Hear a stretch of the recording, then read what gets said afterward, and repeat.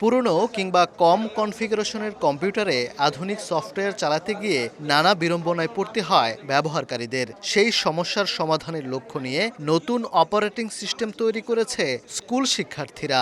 শুধু তাই নয়, কৃষি, বন্যা পূর্বাভাস, পরিবেশ ও জ্বালানি নিয়েও নিজেদের উদ্ভাবনী চিন্তা তুলে ধরেছে ময়মনসিংহের বিভিন্ন উপজেলার শিক্ষার্থীরা।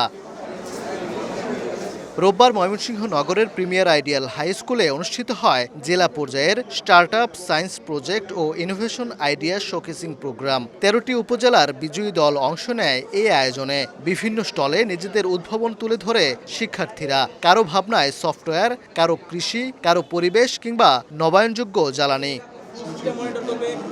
তবে সবার নজর কাড়ে ময়মনসিংহ গভর্নমেন্ট ল্যাবরেটরি হাই স্কুলের শিক্ষার্থীদের তৈরি সোডিয়াম অপারেটিং সিস্টেম।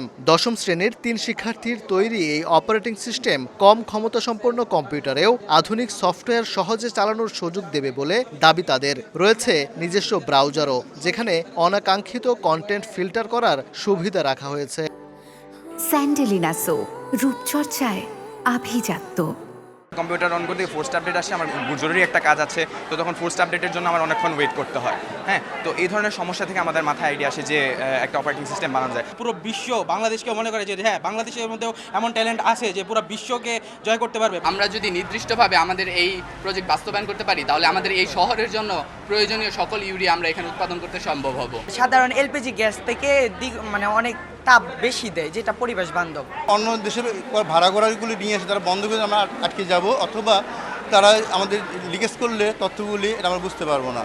যার কারণে আমরা চাচ্ছি যে নতুন করে আমাদের দেশের জন্য, নতুন করে আমাদের মতো করে একটা অপারেটিং সিস্টেম চালু করতে। প্রযুক্তির পাশাপাশি বন্যা ব্যবস্থাপনা, কৃষি, পরিবেশ ও বিকল্প জ্বালানি নিয়েও নানা উদ্ভাবনী ধারণা তুলে ধরে শিক্ষার্থীরা। এসব উদ্ভাবনের মাধ্যমে বাস্তব সমস্যার সমাধান খুঁজে বের করার চেষ্টা করছে নতুন প্রজন্ম। তারা যেন নিউ ইনোভেশনের সাথে তারা নিজেরা পরিচিত হতে পারে, তাদের মাঝে যে সুপ্ত প্রতিভা আছে সেই প্রতিভাগুলো যেন বিকশিত হয়, সেটার জন্য কিন্তু আজকের এই আয়োজন। এমন উদ্ভাবন দেশের প্রযুক্তি ও অর্থনৈতিক উন্নয়নে গুরুত্বপূর্ণ ভূমিকা রাখবে বলে মনে করেন বিভাগীয় কমিশনার। আমাদের যে বিজ্ঞান চর্চা অব্যাহত থাকবে, এই বাচ্চাদের এগুলির মাধ্যমে আমরা আমাদের বিজ্ঞান চর্চাগুলি অব্যাহত রাখতে পারব। জেলা পর্যায়ের প্রথম ও দ্বিতীয় স্থান অধিকার করা দুটি দল জাতীয় পর্যায়ে অংশগ্রহণের সুযোগ পাবে। ওবায়দুল হক, সময় সংবাদ, ময়মনসিংহ।